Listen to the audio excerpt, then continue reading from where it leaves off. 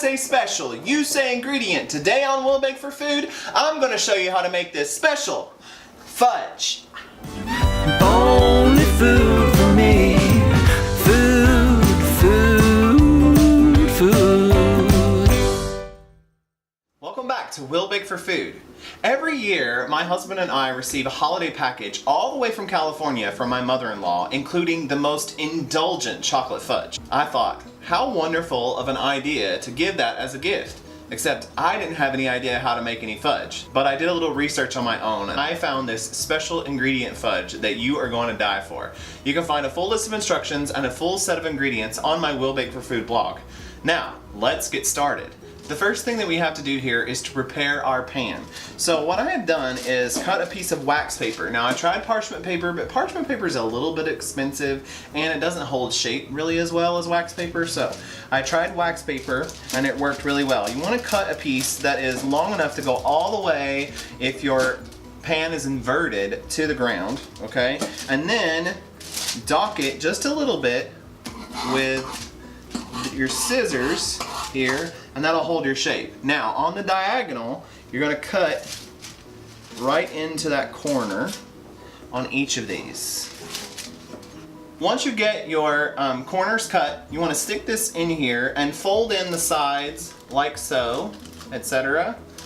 so that the bottom is covered with the wax paper and then you have a little bit to grip onto. Next step, just a little bit here. Spray some canola oil spray or something like that. If you have canola oil and you just want to use that, that's fine. I like the spray. And hold your paper and then just spread this around. Found out that if you do too much oil, then you'll get an oily taste. So you don't want to do too much oil, just enough to keep it from sticking.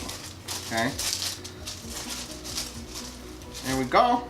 Now, we can set that aside. The next thing that we have to do is get our dry ingredients together. Now, you want a 2-pound package of confectioner sugar, and regardless of where you live, I recommend this step is to sift it because there can be lumps in here and you don't want to get that anywhere. So you don't want to have lumps in your fudge, and it will get lumpy if you don't watch out. Okay, so I'm gonna sift it half at a time, and you can just take a spoon or something like that and go through. This is a little trick that I came up with because I was like, oh, how am I gonna get the cocoa in there? I've taken my half-cup scoop and I'm just gonna nestle it right into my confectioner sugar. I like to put my cup in here just in case some of it falls out or whatever. It's still in the confectioner sugar and you've not wasted anything, right? So just spoon that right into here. We still want to sift this because it can get lumpy too. One time I got some lumpy fudge and I didn't like it. So anyhow, I'm going to pull that out of there and go ahead and run it through our sieve. Push all that through so that you get all those good pieces of cocoa out of there. Alright, now that's it for our dry ingredients. I'm going to whisk these together. Alright, so the next step here is to get our wet ingredients together. Now, I've already brewed 1 cup of coffee and I've got 2 tablespoons there, and then I've got measured out a teaspoon of vanilla extract. We don't need to worry about those until after we've melted, but here is our special ingredient. We have butter and we have Velveeta cheese.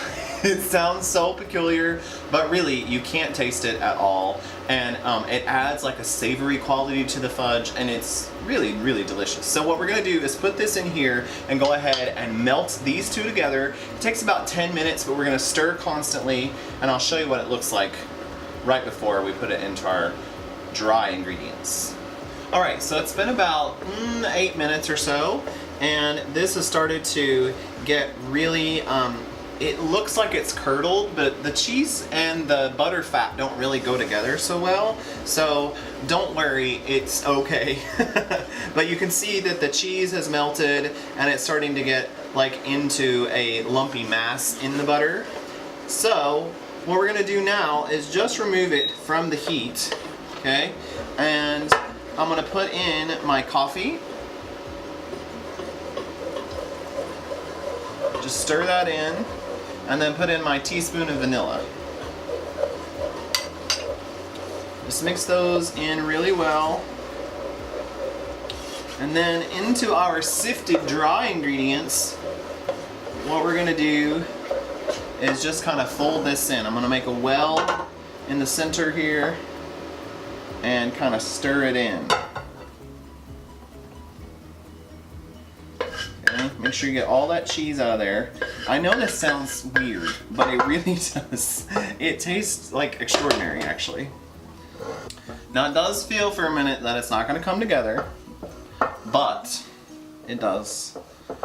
And you can smell that chocolate. Once that chocolate gets a little bit of heat on it, kind of melts a little, and it smells so great. It does seem a little runny right now, but once it cools down, it starts to conglomerate back into a mass. Okay, so just make sure you get everything off the bottom there, all that. All right, now it's time for our pan. Have our prepared pan here, and we're just gonna plop it right into our prepared pan. All right, so I'm gonna take an offset spatula and just kind of spread it out. You need to hold your paper a little bit. It will release mostly, but you want to hold your paper just a little bit. So I've got this as smooth down as I can with my offset spatula, and a thing that you can do if you want to is with your impeccably clean hands, just kind of pat it down. It won't stick to your hands, promise. Just so that you kind of make sure you have an even layer, you know, all the way around, okay? And then this has to set for about 2 hours, and I'll show you what it looks like after it's set. All right, so these have set for about 2 hours, a little over 2 hours. I got it busy. And here is the reason why I use the wax paper, so that it makes it way easier to cut. So really, all you have to do is pop this out like that, and fold down the sides.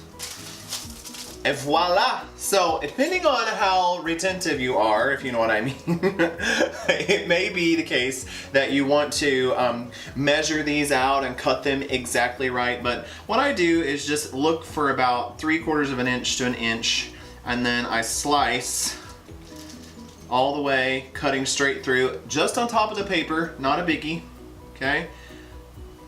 All right, so after I've cut it this way, I will turn it and cut them equidistant in this way, so you get like a pretty even, pretty even square. Now you'll notice that these need to set just a little bit longer. We got to put them in the fridge. But what I like to do actually is this. I have this container that's airtight or whatever, and I can cut some of this wax paper to put in the bottom just to keep it from sticking right on the bottom. Okay. Just to keep it sticking from right on the bottom, and then once I get all these cut, I can line them in here, putting a layer of wax paper in between each one of them. And that's our special ingredient fudge. Thank you so much for watching. We'll bake for food. Only food